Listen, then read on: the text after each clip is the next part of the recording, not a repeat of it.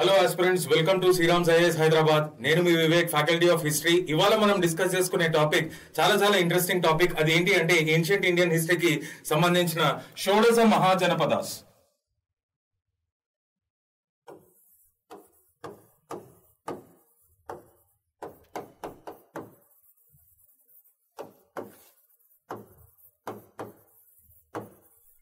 షోడశ మహాజనపదాస్ అంటే 16 major civilized kingdoms అన్నమాట. సో ఇండియన్ పాలిటిక్స్ ని ఈ 16 మేజర్ సివిలైజ్డ్ కింగ్డమ్స్ శాసించడం జరిగింది. ఎప్పటి నుండి ఎప్పటి వరకు అంటే 600 to 300 BC దీని టైం పీరియడ్.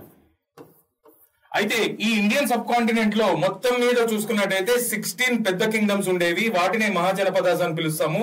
అంటే అది లార్జ్ సివిలైజ్డ్ కింగ్డమ్స్ అని దాని మీనింగ్. ఎప్పటి నుండి ఎప్పటి వరకు అంటే 600 to 300 BC. అయితే దీనికి సంబంధించిన ఇన్ఫర్మేషన్ మనకి ఏ సోర్స్ నుండి వస్తున్నాయి అంటే చాలా సోర్సులలో దీని రిఫరెన్స్లు ఉన్నాయి.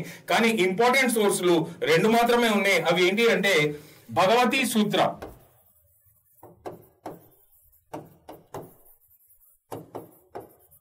ఇది జైన్ లిటరరీ వర్క్స్ అన్నమాట. It is a Jain literary work. This was written in Prakrit language. దీనిలో there are references about the political conditions of షోడశ మహాజనపదాస్ అని చెప్పుకోవచ్చు. అయితే ఇది జైన్ లిటరరీ వర్క్, దాని పేరు Bhagavati Sutra. It was written in Prakrit language. ఇంకో సోర్స్ ఏంటి అంటే అంగుత్తర నికాయ.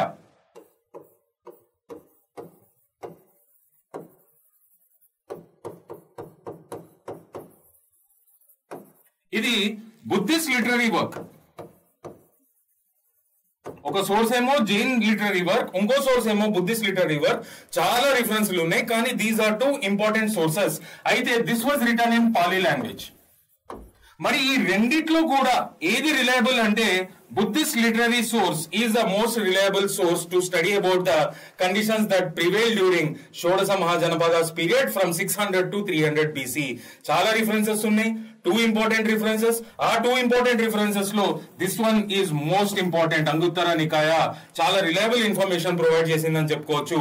అయితే ఈ 16 మేజర్ సివిలైజ్డ్ కింగ్డమ్స్ ఏంటి ఒక్కసారి లాజిక్ గా చూద్దాం మనము. I'm rubbing this. సో ఈ 16 మేజర్ సివిలైజ్డ్ కింగ్డమ్స్ మొత్తం ఇండియన్ సబ్ కాంటినెంట్ అంతటా ఉన్నాయి కాబట్టి జాగ్రఫికల్ రీజన్స్ ఇవి కూడా చాలా ఇంపార్టెంట్ మన ప్రిలిమినరీ ఎగ్జామ్ కి పర్టికులర్లీ. అయితే ఇందులో 10 కింగ్డమ్స్ మాత్రము ఇండో గ్యాంజెటిక్ రీజన్ లో ఉన్నాయి.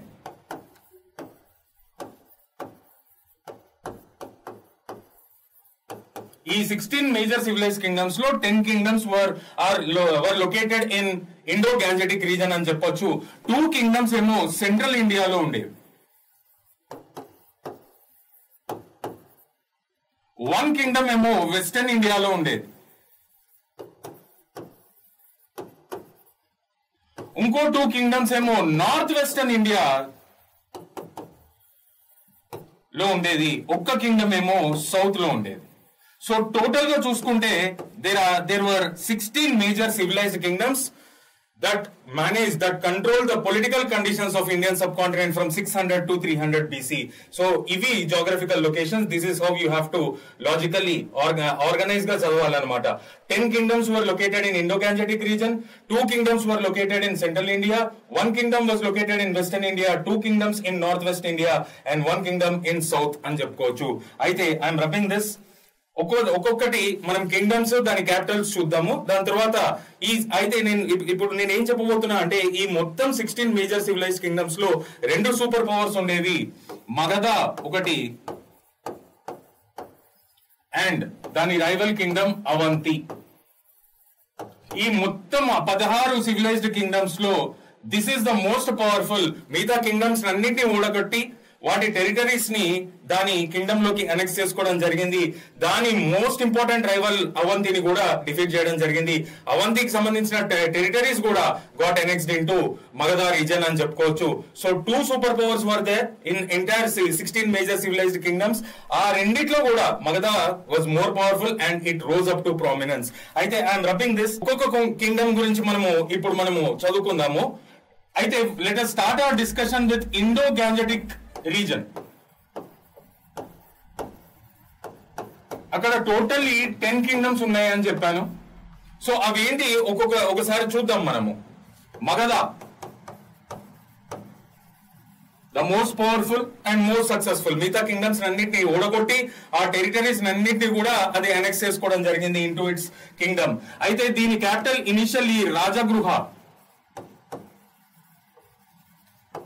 Later it got shifted to Pataliputra. ఈ రెండు రీజన్స్ కూడా బీహార్ లోనే ఉన్నాయి అన్నమాట. Okay, so this is first important Kingdom in Indo Gangetic reason. Next వచ్చి మనకి మల్లా. దీనికి రెండు క్యాపిటల్స్ ఉన్నాయి, కుషీనగర్, పావాపురి. ఈ కుషీనగర్ అనేది ఉత్తరప్రదేశ్ లో ఉంది and Pavapuri is located in Bihar. So two capitals ఉండేవి మల్లాకి. Next important kingdom is Kashi, capital Varanasi. అందరికీ తెలిసిందే, this is located in Uttar Pradesh. Kosala, capital Shravasti, ఇది కూడా ఉత్తరప్రదేశ్ లోనే లొకేట్ అయి ఉంది. నెక్స్ట్ కురు, దీనికి రెండు క్యాపిటల్స్ ఉన్నాయి, Indraprastha. This is the ancient name of Delhi. So దీనికి ఒక క్యాపిటల్ అప్పట్లో ఉన్న ఢిల్లీ, ఇంకో capital Hastinapur. And this was located in Uttar Pradesh. So two capitals for Kuru. Indraprastha was the old name of Delhi and Hastinapur is in Uttar Pradesh. Next important kingdom, Vajji, capital Vaishali. ఈ వైశాలి అనేది it is located in Bihar. Next మనకి Vatsa, capital Kaushambi. This is also located in Uttar Pradesh. Next important kingdom, Saurasena, capital Madura. Andarki telusu, chala popular region idi in Uttar Pradesh. Next is Panchala. Ahichatra is the capital. It is also located in Uttar Pradesh. And finally, Anga, capital was Champa. This is located in Bihar. So these were the 10 kingdoms that were located in Indo-Gangetic region and they dominated the political conditions of Indian subcontinent from 600 to 300 BC.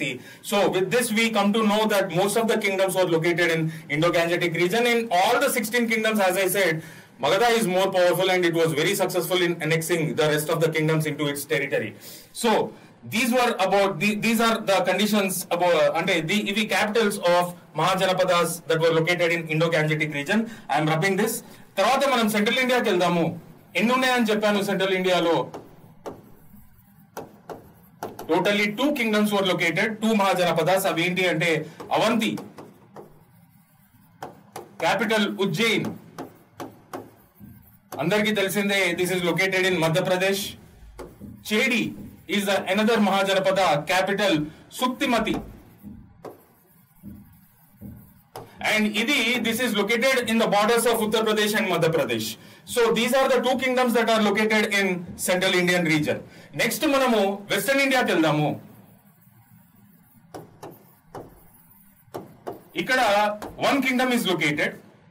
Adi enti ante Matsya, capital Viratanagar.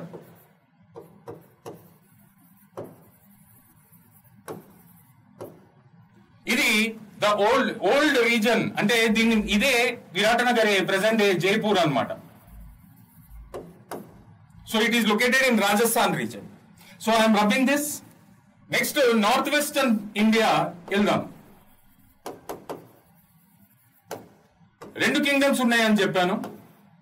Gandhara, capital Takshashila, దాన్ని టక్సిల్ అని పిలుస్తారు అనమాట. This is located in Pakistan. Kamboja,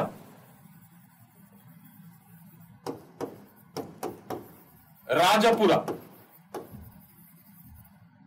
this is also located in Pakistan అని చెప్పుకోవచ్చు. So these were the kingdoms, 2 kingdoms that were located in the northwest. And south కు వచ్చే వరకు there was only one Mahajanapada, ancient large civilized kingdom. అది ఏంటి అంటే అస్మాకా. ఇక్కడ south అని రాస్తున్నాను. In south there was 1 Mahajanapada, it was అస్మాకా.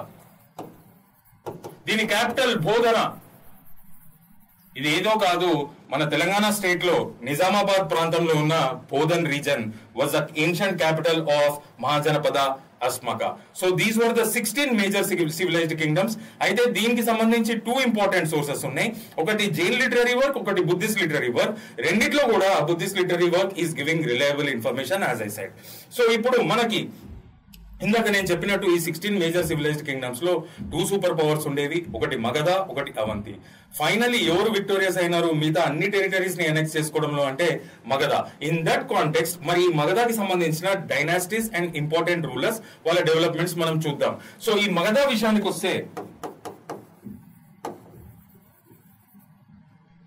It earliest dynasty, మనకి హిస్టారికల్ రికార్డ్స్ ప్రకారం the earliest dynasty that ruled Magadha was Haryanka dynasty. And దీనికి సంబంధించి ఇద్దరు ఇంపార్టెంట్ రూలర్స్ ఉన్నారు.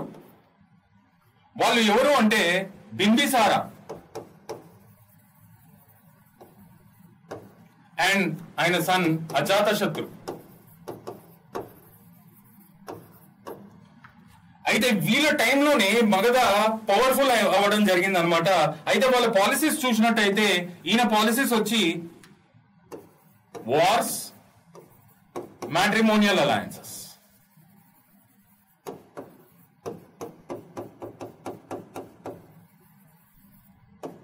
ఈయన policies to make Magadha strong. అయితే ఈయన ఇక్కడ వరకు వచ్చే వరకు అగ్రెసివ్ వార్ పాలసీస్ అన్నమాట. ఆయన రిలేటివ్స్ ని కూడా స్పేర్ చేయడం జరగలేదు. Magadha became more powerful during the rule of Ajatashatru అని చెప్పుకోవచ్చు.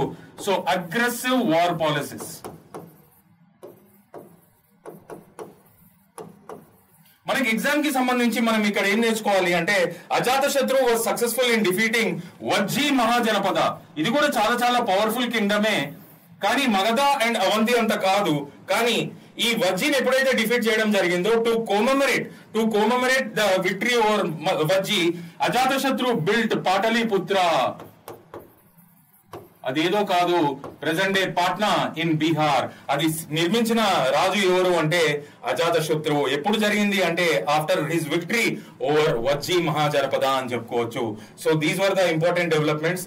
అండ్ ఇక్కడ ఈ హార్యంకా డైనాసిటీ తర్వాత ఇంకో డైనాసిటీ అంటే it was succeeded by another dynasty named Shishunaga dynasty.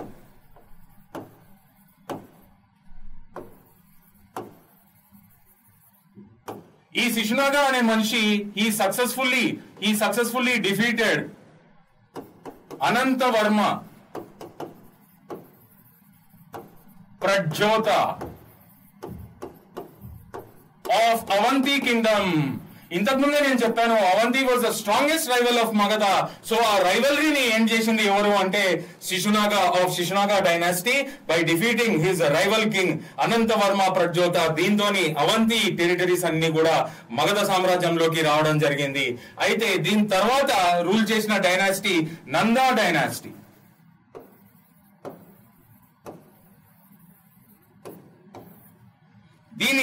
ఈ డైనాసిటీలో మోస్ట్ పవర్ఫుల్ రూలర్ ఎవరు అంటే మహాపద్మనంద.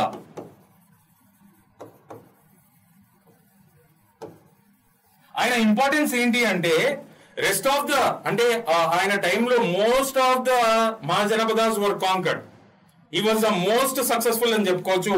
అప్పటిదాకా ఉన్న డైనాసిటీ రూలర్స్ అందరిలో కూడా Mahapadma Nanda was the most successful and he followed policy of expansion. He was very aggressive ruler and చాలా వరకు మహాజనపదాస్ అన్ని కూడా మగధ సామ్రాజ్యంలోకి రావడం జరిగింది.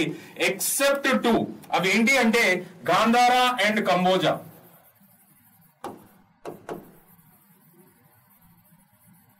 వీటిని ఎందుకు టచ్ చేయలేకపోయినారు మగధ రూలర్స్ ఇనిషియలీ? తర్వాత ఇవి కూడా వచ్చేస్తాయి మగధలోకి. ఇనిషియల్లీ ఎందుకు టచ్ చేయలేకపోయినారు అంటే అది గ్రేట్ పర్షియన్ ఎంపైర్ ఆధీనంలో ఉన్న టెరిటరీస్ అన్నమాట. So these were under the control of Persian empire అని చెప్పుకోవచ్చు. ఈ 2 కింగ్డమ్స్ వదిలేసి మిగతా 16లో 2 వదిలిపెట్టేస్తే ఒకటి మగధ కాబట్టి మిగతాది 13 కింగ్డమ్స్ అన్నమాట. ఆ 13 కింగ్డమ్స్ అన్ని కూడా మహాపద్మనంద టైం పీరియడ్ కి మగధలోకి రావడం జరిగింది. And he was successful in occupying rest of all the Mahajanapadas including Asmaka అని చెప్పుకోవచ్చు. So he became the first north Indian ruler to conquer a south Indian territory అని కూడా చెప్పుకోవచ్చు. అయితే ఈయనకి ఇంకో ఇంపార్టెన్స్ ఏంటి అంటే he followed Jainism and he was a Shudra. So ఇక్కడ మనం అర్థం చేసుకోవాల్సింది ఏంటి అంటే he was the first Shudra ruler, Shudra king in Indian history, and he was also the first North Indian king to conquer a South Indian territory. నేను మళ్ళీ చెప్తున్నా, Mahapadmananda time period కి అన్ని మహాజనపదాస్ మగధ లోపలికి రావడం జరిగింది, మగధ ఆక్యుపై చేసేసుకోవడం జరిగింది, except for 2 Gandhara and Kamboja. అవి పర్షియన్ రూల్ లో ఉన్నాయి. అది ఏంటి అనేది కమింగ్ చాప్టర్స్ లో మీకు ఎక్స్ప్లెయిన్ చేస్తా, అది ఏ విధంగా జరిగినాయి. ఇవి 2 కూడా వచ్చేస్తాయి తర్వాత పీరియడ్ లో. అయితే ఈ Mahapadma Nanda was succeeded by his son Dhana Nanda. ఈ ధననంద ఫాదర్ అంత పెద్ద పవర్ఫుల్ రూలర్ కాదు. ఈ ధననందాన్ని డిఫీట్ చేసిన మనుషులు చంద్రగుప్త మౌర్య.